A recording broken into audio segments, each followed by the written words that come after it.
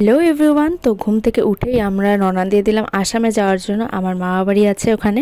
তো মামা এখন নেই, তো তার কাজের জন্যই যাওয়া। সবাই আসছি আমরা, তো দিদিরাও আসবে, ওরা পরে আসবে। তো এখন প্রায় 10টা 9টা বাজে এরকম টাইম। তো সকাল সকালই চলে এসেছি, কারণ আমাদের ব্যাক করতে হবে আবার।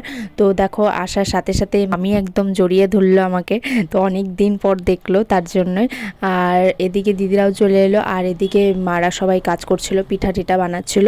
তো এদিকে মার সব ছোটবেলা যাদের সাথে কাটিয়েছে তাদের সাথে গল্প করছিল, আর আমাদের পরিচয় করাচ্ছিল কে কোনটা হয়। তো আমাদেরও মাসি, দেখো একদম মাসির মুখ না, আমার মাসির মুখ।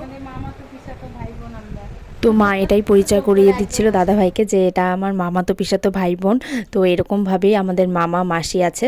তো এই হলো আমাদের মামা, যে আমাদের খুব খুব ভালোবাসতো, সবাইকে ছোটো মাসি বড় মাসি করে ডাকতো আমাদের তিনজনকে। তো এবার খাওয়া দাওয়া করে আমরা রওনা দিয়ে দিলাম। দিদিরা গাড়ি নিয়ে এসেছিল, মার খুব থাকার ইচ্ছা ছিল, তার জন্য আমরা মাকে রেখে আমরা সবাই মিলে চলে গেলাম। আর যাওয়ার সময় তো এতটা জঙ্গলের মধ্যে দিয়ে গেছি যে রাস্তা ভুলে গেছি। হ্যাঁ জানি, তোমরা অনেকে অনেক মন্তব্য করতে পারো ভিডিওটা দেখে, কিন্তু আমার মনে হয় আমি এটা স্মৃতি হিসেবে রেখে দিলাম, কারণ জানি না আবার সবার সাথে কবে দেখা হবে, সবাই মিলে একসাথে যাব।